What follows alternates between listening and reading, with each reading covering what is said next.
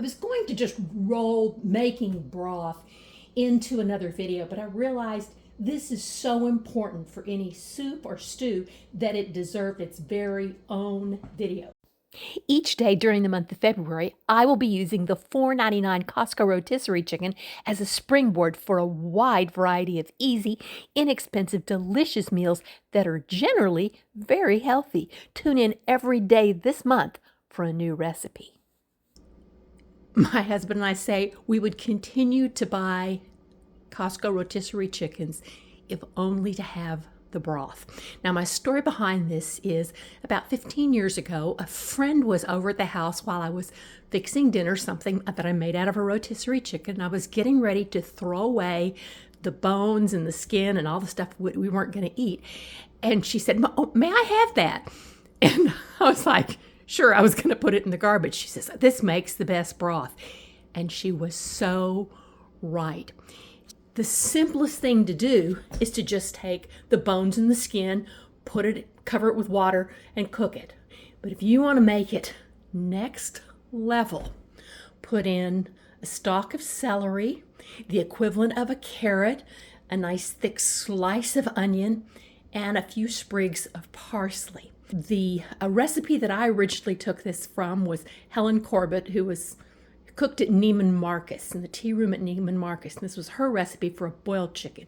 She also put a tablespoon of salt. I do not put the salt in it just because there is some salt on the rotisserie chicken, but this tops Helen Corbett's recipe. I start with a Costco rotisserie chicken, and usually this is my husband's task.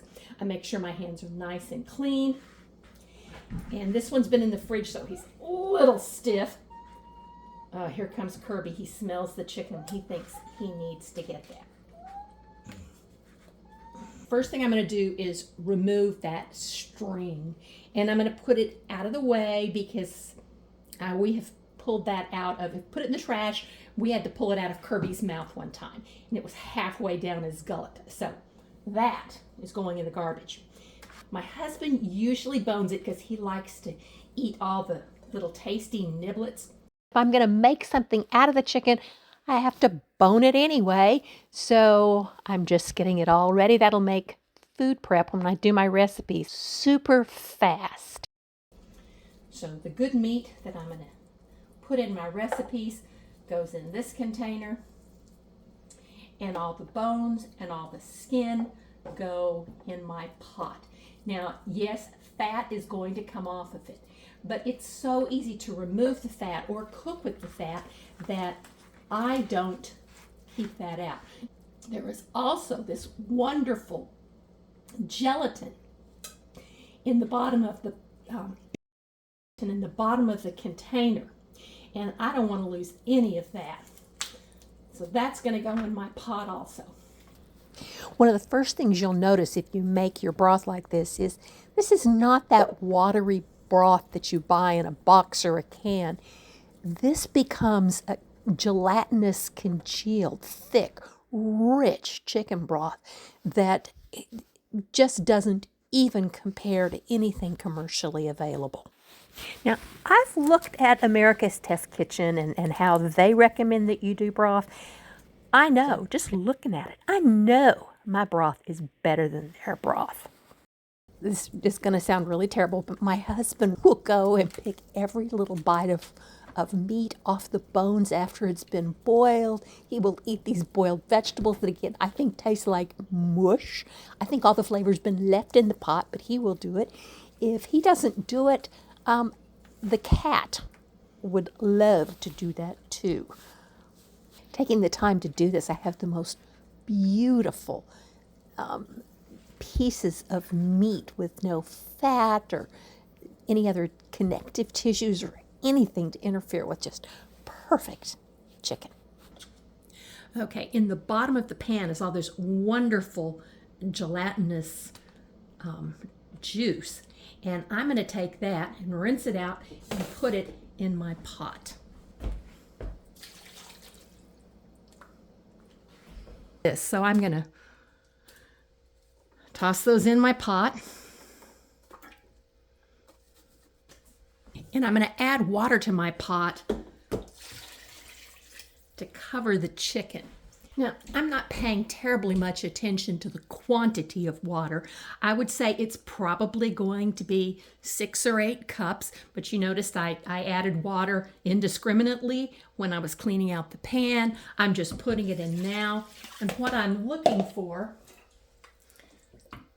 is for everything to be covered by the water. I'm not going to add any salt or other spices. The rotisserie chicken already has salt in it, and I will add salt as I cook, as it's needed. So some people add salt now. I do not do that. But this is easy and fast and the best broth ever.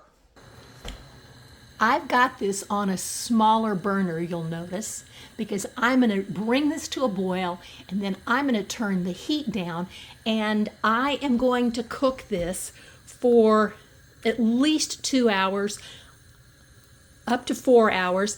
I have been known go to bed and forget to turn it off and let it cook all night long. It did not ruin it. It was a darker broth, but it was just fine. So we're going to be boiling it, and I'll cook this with the lid on it. It'll make a little rattle, so I'll know when it's boiling and I can turn it down. Here's the broth. Probably cooked for about 2.5 or 3 hours. And I'm just going to use my slotted spoon. Kirby is very, very interested, aren't you, Kirby? He says, "That smells so good, I want that." Anyway, so I'm going to just take it, and I put it in the lid because it's got little holes, little vent holes, so any of the broth will kind of leak out there. You could use a colander. This is my little makeshift colander.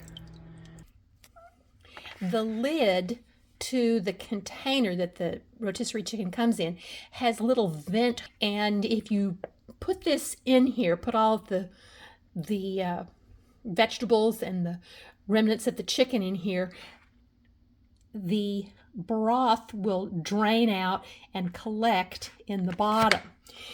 And then I take the remaining broth and I use a strainer and I put it in containers. And then I just put lids on the containers and put them in the freezer.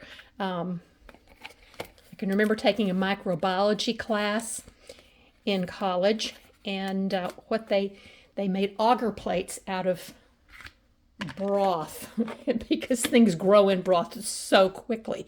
So I immediately freeze broth. That scarred me for life, I do believe. Lots of chicken broth ready for some wonderful cooking. Tune in tomorrow to see how we make a delicious Brunswick stew. Thanks for joining us, and look forward to seeing you tomorrow.